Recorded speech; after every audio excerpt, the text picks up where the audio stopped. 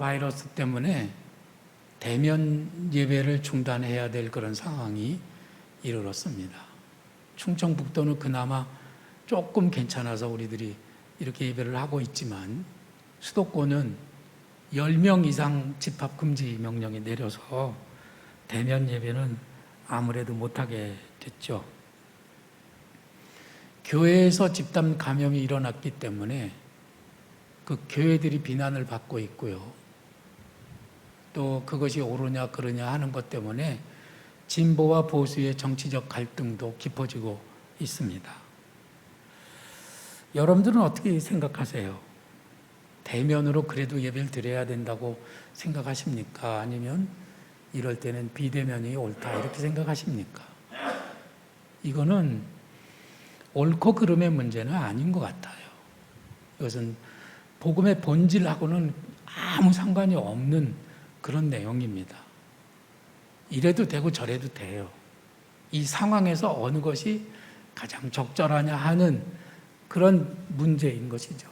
우리들은 이런 정치적인 논쟁이나 또는 소모적인 그런 토론, 우리는 그거 중단하고 우리들은 이 상황에서 일단 코로나가 빨리 종식될 수 있도록 힘을 모아서 협력하리라고 다짐을 합니다. 그것이 우리들이 지금 해야 될 가장 중요한 일인 것이죠. 옛날에 6.25 전쟁 때나 공산주의가 우리나라를 점령하고 있을 때 같으면 예배를 드리는 일이 얼마나 어렵고 힘든 일이었어요. 그때는 그것을 극복하고 예배를 드려야 된다고 하는 그런 뜨거운 신앙을 우리들이 가지고 있었고 그 상황에서도 예배를 지킨 분들이 훌륭한 신앙인들이 있습니다. 그러나 지금은 그 상황하고 달라요. 아주 다릅니다. 그래서 지금은 비대면으로 예배를 드리더라도 신앙의 자유만큼은 전혀 해치지 않고 있잖아요. 그런 것들을 우리들이 기억하셔서 진실된 신앙을 지켜가는 성도들이 되시기를 부탁을 드립니다. 교회의 위기가 찾아왔습니다. 그래서 성도들이 어떤 분들은 예배를 드리고 싶어도 몸이 아프기 때문에 또 여러 가지 특별한 사정 때문에 예배를 드리지 못하고 있는 것을 저는 충분히 이해를 합니다. 여러분들이 지금 유튜브로 예배를 드리시는 분들의 그런 사정도 제가 이해하고 있습니다.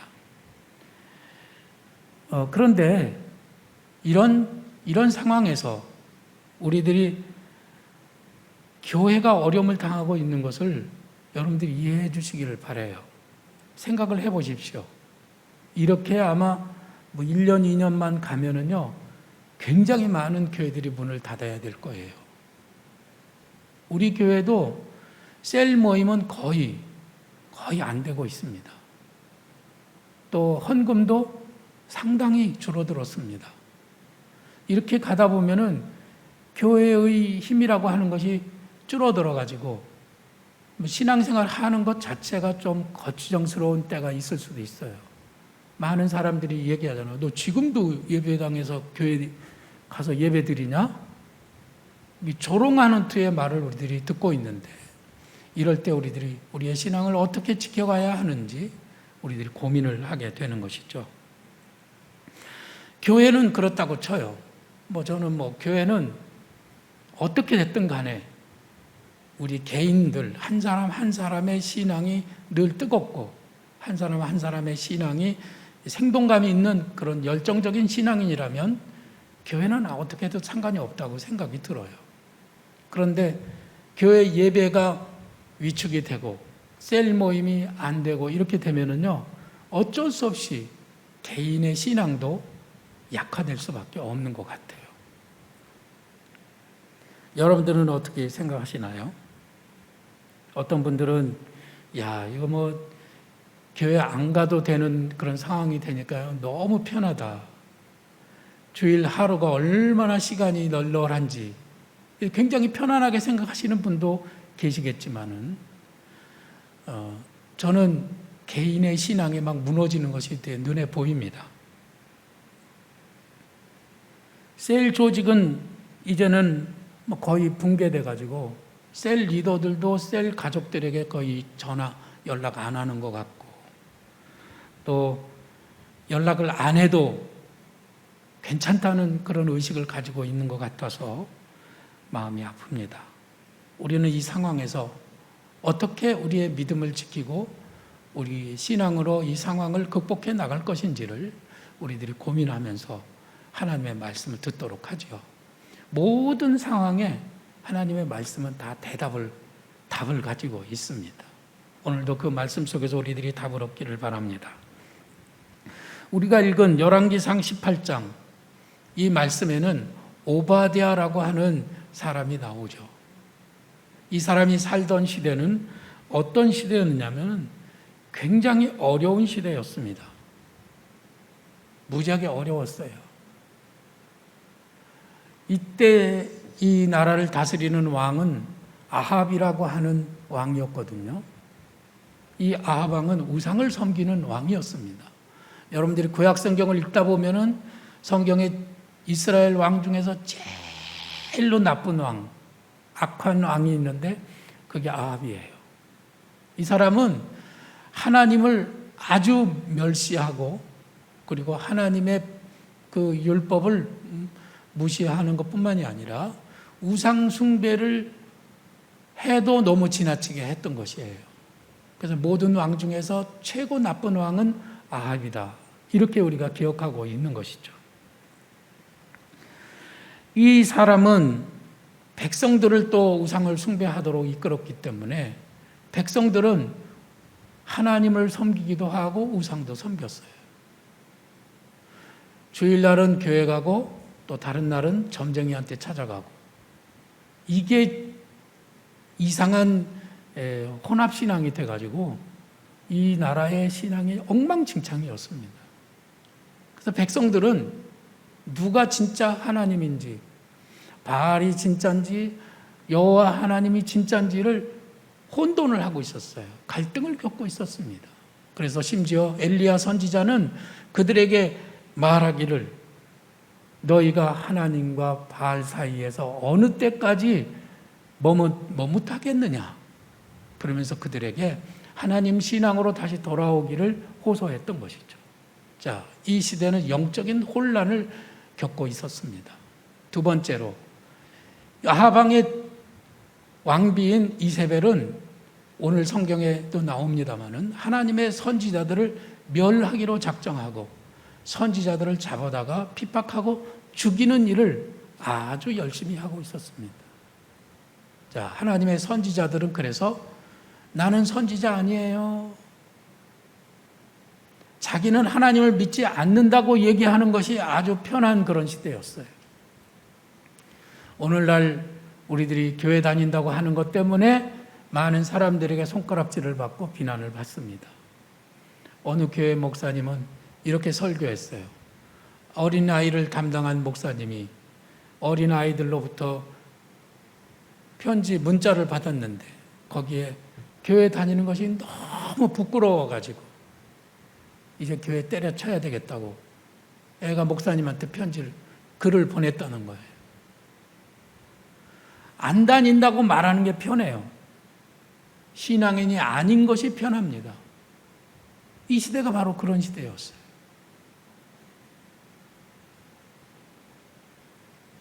그래서 이 시대에는 하나님을 믿는 진실된 하나님의 사람들을 찾아볼 수가 없었던 것입니다. 세 번째로 이 시대에는 3년 6개월의 긴 가뭄이 있었습니다. 3년 6개월 동안 비가 한 방울도 내리지 않았다고 하면 어떤 일이 생기겠어요? 요즘 우리나라에는 여기저기 댐이 있어가지고 댐에 물이 딱딱 갇혀 있으면은 뭐 좀 몇 달 동안 비가 안 와도 끄떡없이 견딜 수는 있어요. 그러나 3년 6개월은 못 견딥니다. 몇 년 전인가 비가 한동안 오지 않아가지고 가로수의 이파리가 다 말라서 보슬보슬 부스럭거리고 떨어졌던 적이 있었어요. 기억이 나십니까? 몇 달 동안 비가 안 왔어요. 그랬더니 대지가 바싹 마르고 나무들조차도 생명을 유지할 수 없는 그런 상황이었던 것이죠. 근데 지금 이 나라는 3년 6개월 비가 안 온 거예요. 얼마나 살기가 힘들었을까요? 부자는 그럭저럭 살겠지만 가난한 사람들은 생명이 오락가락하는 그런 엄청나게 힘든 시대였던 것이죠. 우리들도 요즘은 경제적인 어려움을 겪고 있잖아요. 지금 이 영적인 혼란을 겪는다든지 하나님의 사람들이 굴 속에 숨었다든지 경제적인 이런 어려움을 겪는 것이 우리 시대의 지금 상황과 거의 똑같다고 봐야 돼요. 시대는 우리하고 많은 오래 전이기지만 하지만 지금 우리들이 겪고 있는 그런 상황과 아주 딱 맞아 떨어지는 그런 시대인 것이죠. 마귀는 우리를 더러 얘기합니다. 너 이래도 하나님 믿을래? 너 이래도 교회 다닐래? 너 이래도 주일날 교회 가서 예배 드릴래? 하는 그런 시험을 하고 있는 그때예요. 교회는 아까도 말씀드렸지만 교회가 더 유지될 것이냐 아니면 교회가 문을 닫을 것이냐 하는 존폐의 기로에 서 있는 것이죠. 이때 오바댜라고 하는 사람이 있었던 것이죠. 오바댜, 그는 참 외로운 신앙인이었습니다. 그는 아합 왕의 국내 대신이었어요. 국내 대신은 오늘날 우리로 말하면 내무부 장관, 또 비서실장, 또 총무처 장관, 이런 것을 총괄하는 굉장히 큰 권력을 가지고 있는 사람이라고 할 수 있죠. 이 사람은 고관이면서 부자였어요. 이 어려운 시대에 아마 굳이 교회 안 다녀도 되고 하나님을 안 믿어도 되는 그런 시대에 이 사람은 고관이고 부자예요. 근데 믿음을 지켜야 할까요? 말아야 할까요? 여러분들 같으면 어떠시겠어요? 근데 이 사람은 굉장히 훌륭한 신앙인이었다고 하는 것이죠. 안 믿어도 누가 뭐라고 안 그래. 안 믿는 게 편해요. 안 믿어도 자기는 이미 넉넉하고 이미 높은 자리에 있어요. 다른 사람 다 굶어 죽어도 자기는 살 수 있어요. 그런데 이 사람은 굳이 하나님의 사람으로 살았던 것이에요. 예수님께서 성경에 말씀하시기를 부자가 천국에 들어가는 것은 낙타가 바늘구멍으로 들어가는 것만큼이나 어렵다라고 말씀하신 이유는 부자들은 이런 상황이 되면은 하나님 안 믿습니다. 아니 누가 고생하면서 비난을 받으면서 애써서 이 어려운 시대에 하나님을 믿으려고 하겠어요. 그런데 이 사람은 바늘구멍으로 들어간 낙타와 같이 희귀하고도 굉장히 훌륭한 그런 천연 기념물과도 같은 신앙인이었다고 하는 것이죠. 이럴 때 이 사람은 하나님의 선지자 100명을 50명씩 나누어 가지고 2개의 굴에다가 숨겨놓고 그리고 그들에게 떡과 물을 계속 갖다 줬어요. 다른 사람들은 자기가 혼자서 먹고 살기도 힘든 때에 이 오바댜는 하나님의 선지자들 100명을 굴 속에 숨겨놓고 계속 먹을 것을 갖다 준 것이죠. 그만큼 이 사람은 부자였던 거예요. 그런데 한번 여러분들 곰곰이 생각해 보세요.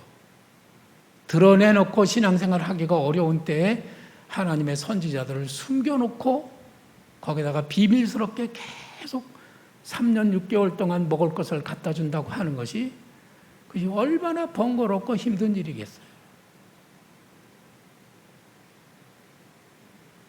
아마 이 오바댜가 일주일만 딴 볼 일이 있어서 뭐 어디 갔다 온다든지 그러면은 이 사람들은 다 굶어 죽게 돼 있는 거예요.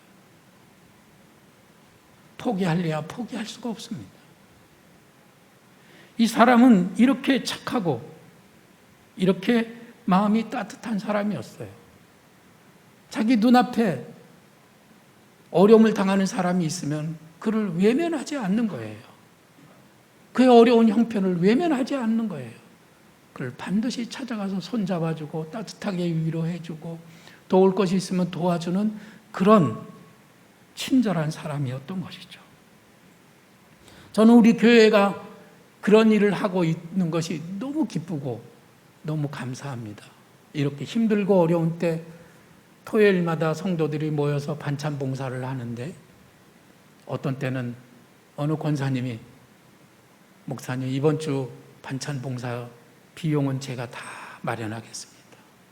그래서 장을 친히 받아가 음식을 마련해서 반찬 봉사를 하게 해주기도 하고, 어떤 분들은 특별한 음식을 준비해가지고 와서 거기에 간식을 담아가지고 보내주기도 합니다.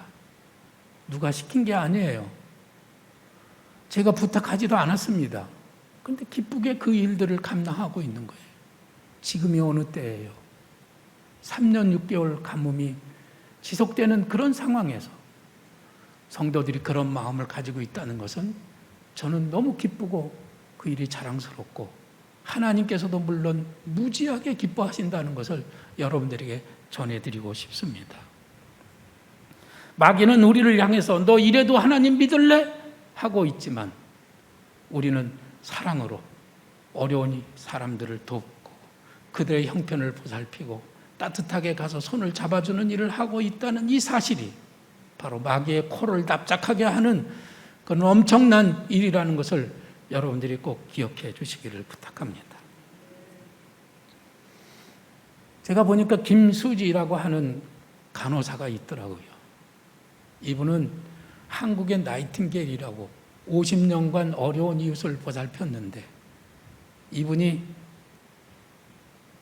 한국의 간호학 박사로는 1등이에요. 1번이에요. 1번.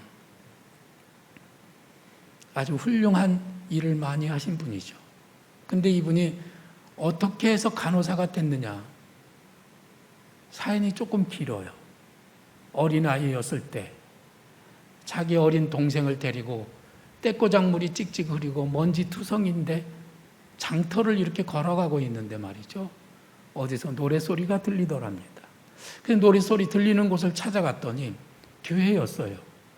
그 교회에 동생과 같이 들어갔더니 거기서 어떤 선생님이 나와가지고 자기 어린 동생을 안아줬어요. 떼꼬작물이 흐르고 먼지 투성이인 자기 동생을 푹 안아주고, 그리고 볼에다가 뽀뽀를 해주고, 그리고 그 어린 동생을 데려다가 깨끗이 씻겨주고, 그렇게 따뜻하게 맞아준 거예요.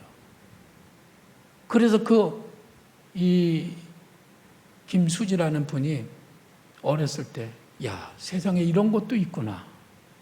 그래서 교회라고 하는 것이 너무 따뜻하고 좋은 곳이라고 하는 그런 생각을 하게 됐어요. 그래서 이분이 이화여자대학교 간호학과를 가고, 그리고 간호학과를 졸업한 다음에 대학의 교수가 됐어요. 그런데 이분이 어떤 사람으로부터 기자로부터 질문을 받았어요. 왜 간호사가 됐습니까? 그랬더니 이분이 하는 말이, 나는 하나님께로부터 간호사로 부름을 받았습니다. 간호사는 어려운 당한 사람들을 돌보는 일을 하는 것입니다. 이 어려운 사람들을 돌보면서 거기에 그리스도의 사랑을 쏟아줄 때 그 그리스도의 사랑 때문에 딴 사람들이 또 예수님을 믿게 된다는 것이죠. 우리 교회가 가지고 있는 제일 중요한 경쟁력은 사람 수가 아닙니다. 헌금이 아닙니다. 우리가 교회 가지고 있는 굉장히 중요한 경쟁력은 바로 사랑이에요. 사랑. 근데 언제 사랑하느냐? 사랑이 많고 사람들이 넉넉하고 편안하고 잘 먹고 잘 살고 있고 매일같이 놀러 다니고 파티하고 할 수 있는 그런 때는 사랑이 있어도 빛이 잘 안 나요. 근데 요즘같이 영적인 혼란을 거치면서, 그리고 많은 사람들이 3년 6개월의 긴 가뭄으로 힘들고 어려운 이럴 때는요, 조그마한 사랑도 빛이 나는 거예요. 이 사랑이 우리가 가진 경쟁력이에요. 네, 여러분은 어떠세요? 우리 교회는 굉장히 일 잘하는 분들이 많아요. 막 이따시 많은 일도 그냥 막 해치우는 그런 일꾼들이 있어요. 근데 저는 그분들의 얼굴을 봅니다. 그분들의 말투를 보는 거예요. 그 말이 따뜻한 말인지, 그 얼굴이 평안한 얼굴인지, 정말 이 사람이 따뜻한 그리스도의 사랑으로 섬기고 있는지를 보는 거예요. 우리들이 이런 따뜻한 사랑을 가질 때 정말 교회가 생명력 있는 교회요. 이 코로나를 넉넉히 이겨낼 수 있다고 저는 분명히 믿습니다. 성경에 이런 말씀이 있죠. 그러므로 우리는 기회 있는 대로 모든 이에게 착한 일을 하되 더욱 믿음의 가정들에게 할지니라. 우리들이 착한 일을 기회 있는 대로 해야 되지만 우선적으로 누구한테 해야 되느냐 하면은 믿음의 가정들에게 우선적으로 해야 된다는 거예요. 믿음의 가정이 누군가요? 우리 성도들입니다. 우리 교회 안에도 도움이 필요한 사람들이 있어요. 지금 울고 있는 분이 있습니다. 외로워서 지금 어떻게 할지 모르는 그런 사람들이 있는 거예요. 그 사람들이 내 사랑과 내 관심을 거절하지 않는다면, 내 사랑을 기다리고 있다면 우리는 어떻게 해서든지 그에게 가까이 다가가야 하는 것이죠. 여러분들은 지금 그렇게 하고 있나요? 저는 우리 교회에 아주 훌륭한 섬기는 조직이 있는데 그것이 셀 모임이에요. 셀보다 훌륭한 조직이 없습니다. 셀이 이때에는 정말 빛을 발해야 돼요. 중국이 공산주의 국가가 되면서 교회가 다 문을 닫았습니다. 그런데 50년이 지난 다음에 그 죽의 장막이 열리고 공산주의 국가가 이제 개방이 돼서 우리가 거기 갔어요. 갔더니 모든 교회들이 다 문을 닫고 그리스도인들은 다 이제 다 없어졌을 것이다 생각했는데, 아니 웬걸 그리스도인들이 여기서 저기서 다 열심히 살아서 신앙생활을 하고 있는 거예요. 어떻게 해요? 그들은 셀 모임을 했던 거예요. 교회는 문을 닫았지만 셀 모임으로 그들은 사랑을 주고받았고 교제를 하면서 그들은 신앙을 지탱해 나가고 있었던 것이에요. 오늘 우리들의 신앙을 지탱해 주는 것이 셀입니다. 셀을 통해서 여러분들이 성도들을 만나고 섬기기를 더 열심히 하시기를 부탁을 드립니다. 그것이 바로 믿음의 가정들에게 우리들이 착한 일을 하는 것입니다. 그것은 어떻게 하느냐 하면은 먼저는 전화 걸기입니다. 전화를 걸면은 아유 웬일로 전화를 다 하셨어요. 그러면은 집사님 성경 몇 장 읽었는지 물어보려고 전화했어요. 그러면 얼마나 맥 빠져요. 그렇죠? 사실은 그것 때문에 전화를 했다고 하더라도 뭐라고 얘기를 해야 되죠? 집사님 생각나서 전화했어요. 지난번에 몸이 아프다 그랬는데 몸이 회복이 됐는지 궁금해서 전화했어요. 우리들이 관심 있는 말로 말을 걸어주고 그렇게 관심을 보여주면 그 사람 마음이 녹아지는 겁니다. 한 번은 제가 자동차를 타고 운전하면서 가는데 라디오에서 나오는 목소리가 저 인천에 계신 우리 동서하고 목소리가 아주 비슷해요. 그래서 인천 동서의 목소리가 나와가지고 제가 궁금해가지고, 저 평소에 전화 잘 못하는데 그분에게 전화를 했어요. 그랬더니 그분이 아유 목사님 웬일로 전화를 하셨어요? 그러는 거예요. 그랬죠. 그래서 지금 운전하고 가는 길인데 자동차에서 장로님 목소리 같은 목소리가 나와가지고 제가 보고 싶어가지고 전화했습니다. 그랬더니 막 너무 행복해하는 거예요. 괜히 한번 전화해 보세요. 이번 한 주는 여러분들에게 드리는 숙제가 그런 겁니다. 괜히 한번 전화해 보세요. 일이 없어도 전화해 보세요. 사랑과 관심을 가지고 전화해 보세요. 문자를 보내는 거 얼마나 좋을까요? 예? 문자도 보내보세요. 따뜻한 말이 담긴 칭찬과 위로가 담긴 문자를 보내보세요. 셀 가족들은 일주일 내내 그렇게 하라고 셀을 만들어준 겁니다. 만나서 하면은 좋지만 만나지 못할 때는 얼마든지 문자로도 만날 수 있는 겁니다. 그렇게 해서 사랑을 주고받으면 그것이 바로 이 코로나 시대를 이길 수 있는 굉장히 중요한 그런 팁이 되는 거예요. 그 다음에 줌으로 셀 모임을 하기입니다. 줌을 가지고 여러분들 좀 셀 모임 하시라고 구역장 회의 때 말씀을 드렸더니 다들 뒤로 나가자 빠져요. 못한다는 거예요. 근데 실제로 주일학교 어린이들이 줌으로 여름성경학교를 했거든요. 비대면으로. 그랬더니 아이들이 더 좋아하는 거예요. 더 행복해해요. 작년에 제가 학교 다니면서 공부를 하는데 작년에는 유튜브로 공부를 했어요. 교수님 혼자서 막 강의하고 우리는 뭐 듣고 열심히 하는데 어떤 때는 유튜브 켜놓고 딴 데 갔다가 오기도 했어요. 바쁘니까. 솔직히 말해서 그랬어요. 그런데 말이죠. 이번 학기에는 다 줌으로 하는 거예요. 근데 줌으로 공부를 하니까 교수님 얼굴을 현장에서 보면서 내 얼굴이 또 교수님한테 보여요. 또 저기에 김 목사도 있고 이 목사도 있고 뭐 박 전도사도 있고 전부 다 클래스메이트들이 컴퓨터 화면에 얼굴이 다 나옵니다.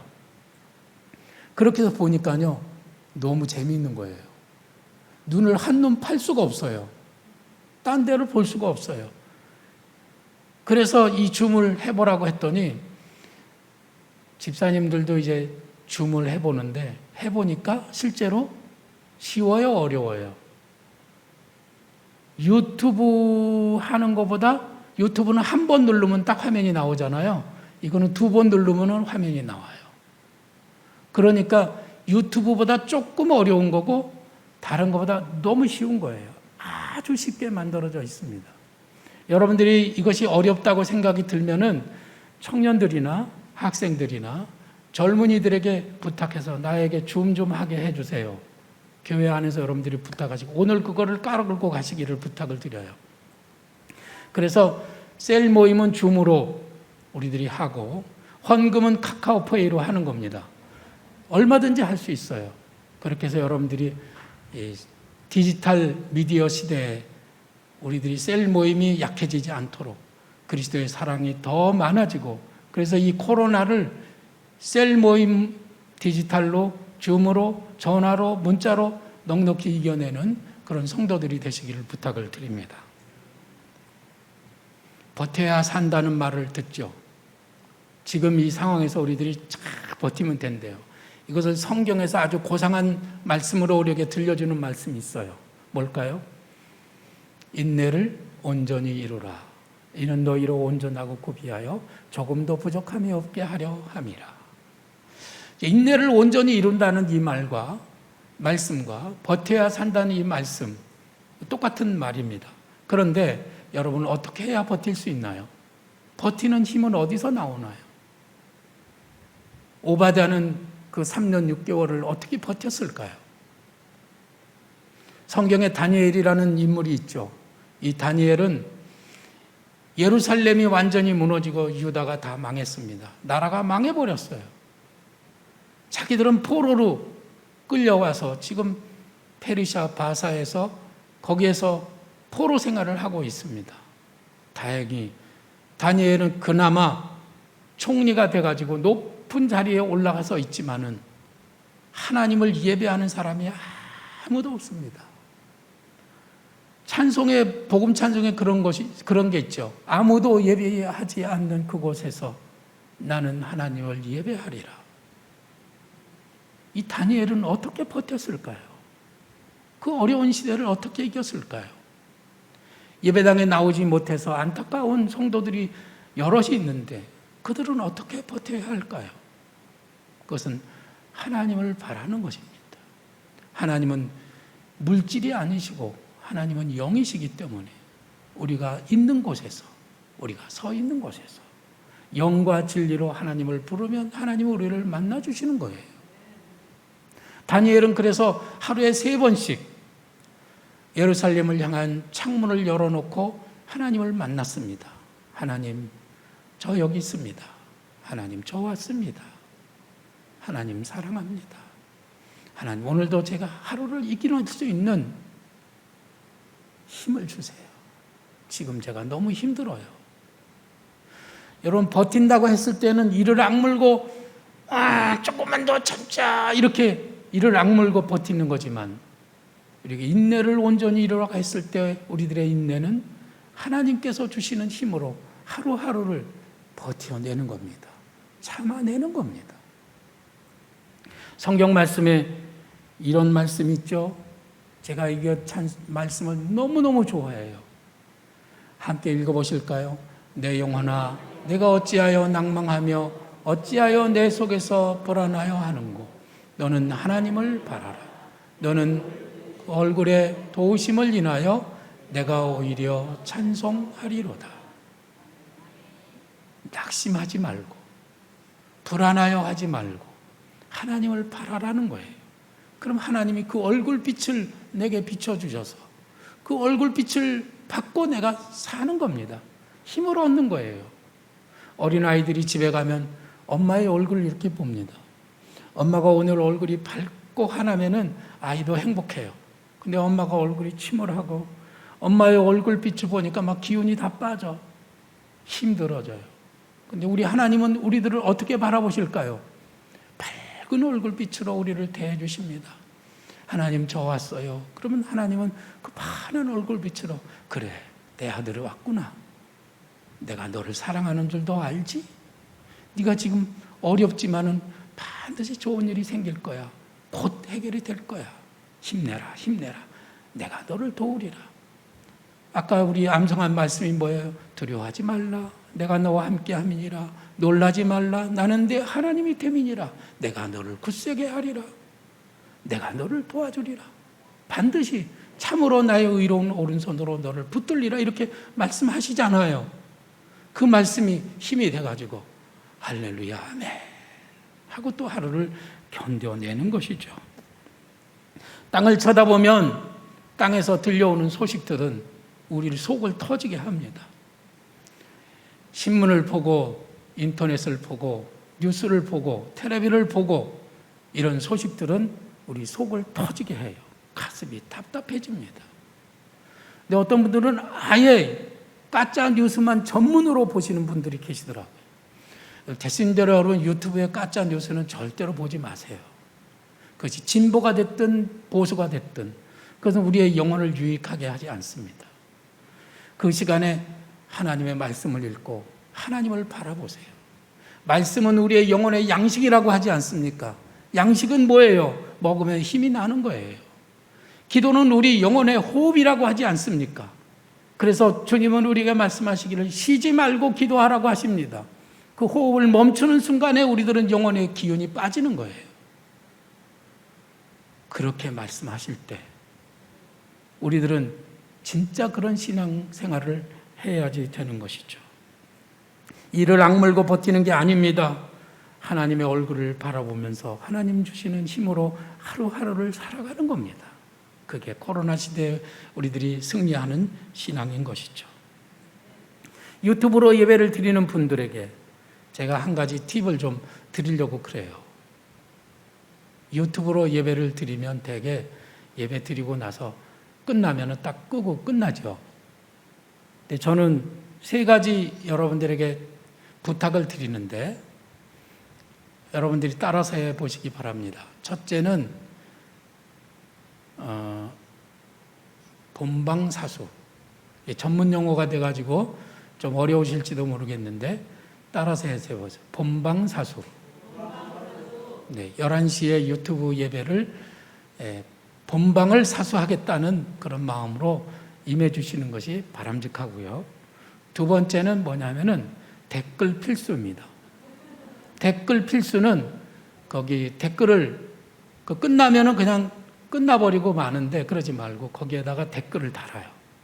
댓글을 달 때는 칭찬하는 말, 격려하는 말, 은혜로운 말, 누구든지 들으면 기분이 좋은 말, 힘이 생기고 용기가 생기는 그런 댓글을 달아주세요. 남을 깎아내리거나 힘들게 하거나 비난하거나 욕하는 그런 뭐라 그러죠? 악필을 하지 마세요. 네, 좋은 댓글을 달아주세요. 그 다음에 세 번째는 뭐냐면요, 전달입니다. 자기 혼자만 은혜 받고 끝나지 말고 다른 사람에게 이 유튜브의 주소를 복사해서 공유해 주세요. 그것이 여러분들이 하실 일이에요. 이거는 굉장히 중요해요. 반드시 시험에 날 겁니다. 이 시험 내기가 아주 좋은 그런 내용이잖아요. 그렇죠? 제가 언제 여러분들한테 첫째, 둘째, 셋째 하시나요? 하나잖아요. 근데 이번은 첫 번째, 두 번째, 세 번째가 됐는데 시험에 내기가 아주 좋은 거예요. 이상한 거 하나 해놓고 4개 중에 아닌 것은 이런 게 이렇게 나오는 거죠. 하나님은 우리를 시험하고 계십니다. 우리들이 진짜 그리스도인인지 아닌지.